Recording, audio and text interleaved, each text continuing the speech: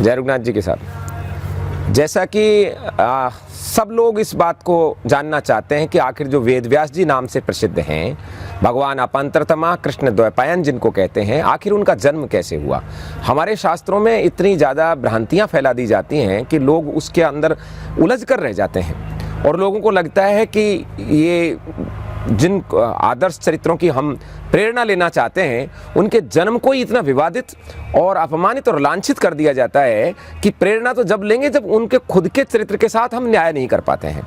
जैसा कि हमने पहले बताया था महाराज धृतराष्ट्र, पांडु और विदुर जी के जन्म को लेकर, इसी प्रकार से आज हम इस कड़ी में जो बताने जा रहे हैं वो है भगवान अपांतरतमा कृष्ण द्वैपायन वेद व्यास जी का जन्म आखिर कैसे हुआ।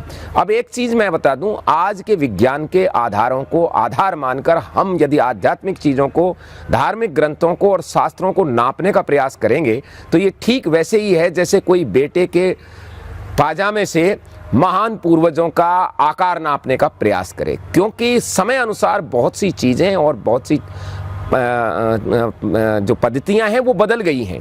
जैसे उस समय मनोगति से विचरण करने वाले रथ हुआ करते थे, मनोगति से विचरण करने वाले विमान होते थे, लेकिन आज फ्यूल से चलते हैं और वो जो है हार्ड डिस्क दिखाई देती है उससे चलते हैं। ऐसे ही जो संतान उत्पत्ति का हमारे शास्त्रों में जिक्र है वो 3 प्रकार से है। एक तो है जो सर्वोच्च संतान उत्पत्ति की प्रक्रिया, उसको संकल्प द्वारा संतान देने की प्रक्रिया कहते हैं। यानी किसी ने किसी को संकल्प से ये कह दिया कि तुम्हारे पुत्र हो, तो चाहे वो उसके माता पिता संसर्ग करें या ना करें, उनको पुत्र पैदा हो जाता था।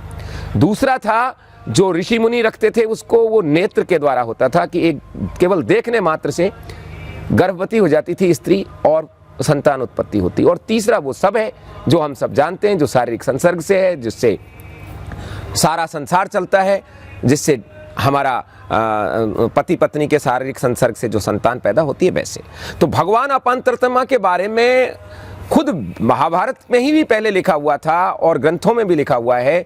भगवान वेद व्यास जी जिनको कहते हैं, उनके जो जन्म की बात है उसके लिए एक प्रसंग आता है कि उनके शिष्य उनसे कहते हैं कि हे भगवान, आपको लोग हरिपुत्र क्यों कहते हैं और आपके माता पिता कौन है, आपका जन्म कैसे हुआ। तब खुद वेद व्यास जी कहते हैं कि मेरा नाम कृष्ण द्वैपायन है और मैं अपांतरतमा नाम से प्रसिद्ध हूँ। मुझे कृष्ण द्वैपायन इसलिए कहते हैं क्योंकि वर्तमान वासुदेव श्री कृष्ण की प्रसिद्धि के कारण उनकी फेमस वो ज़्यादा प्रसिद्ध है, तो मैं कृष्ण दूसरा कृष्ण यानी कृष्ण द्वैपायन हूँ। रंग मेरा सांवला है इसलिए मैं भी कृष्ण कहलाता हूँ। वेद व्यास जी उन्हें इसलिए कहा जाता था क्योंकि उन्होंने वेदों के अंदर व्यास खींचने का प्रयास किया था, वेदों को समाहित किया था। उन भगवान वेद व्यास जी के जन्म के बारे में हमको जो देखने और सुनने को शास्त्रों में मिलता है, पुराणों में मिलता है, वो है कि पाराशर जी और माता सत्यवती के संसर्ग से वो नाव में हुए और उनके बच्चे पैदा हो गए, जो बिल्कुल ही एक बोगस कहानी है।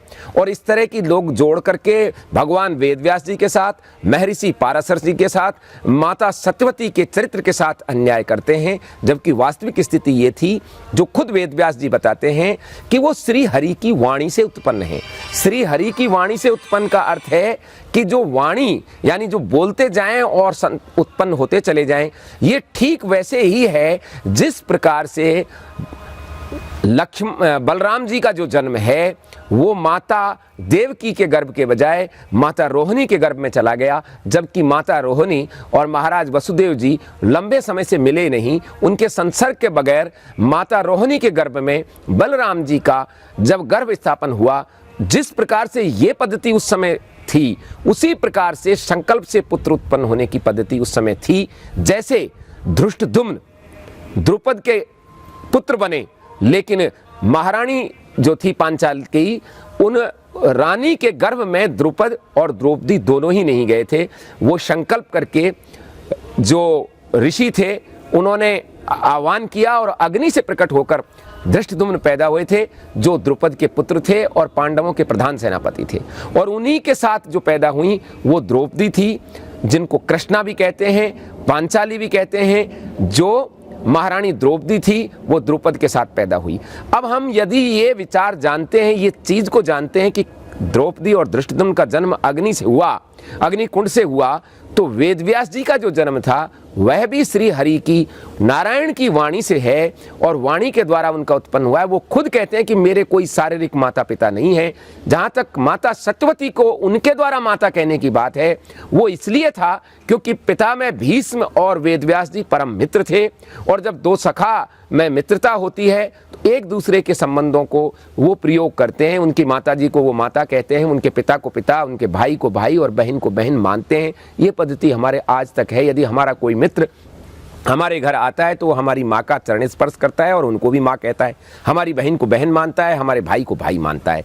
तो वेदव्यास जी का चूंकि भीष्म से मित्रता होने के कारण उनके साथ आना जाना था, और आना जाना था जब वो राज परिवार में आया करते थे तो वो माता सत्यवती को वो भी माता कहते थे, और इसी का लोगों ने गलत रूप रखकर उन्हें माता सत्यवती का पुत्र बता दिया गया। और फिर जानबूझ के अपनी सुपरमेशी साबित करने के लिए, वेदव्यास जी के चरित्र के साथ अन्याय करने के लिए, यहाँ तक कि महर्षि पाराशर के साथ भी अन्याय करने के लिए पाराशर और सत्यवती का उन्हें नाजायज पुत्र बताने का प्रयास किया गया, जिसका पूरी तरह से जहाँ भारतीय जनमानस में आज प्रभाव बना हुआ है। लोग समझते हैं कि महर्षि पाराशर जो है पारस के नाजायज संतान के रूप में वेदव्यास जी हैं, जो बिल्कुल गलत है।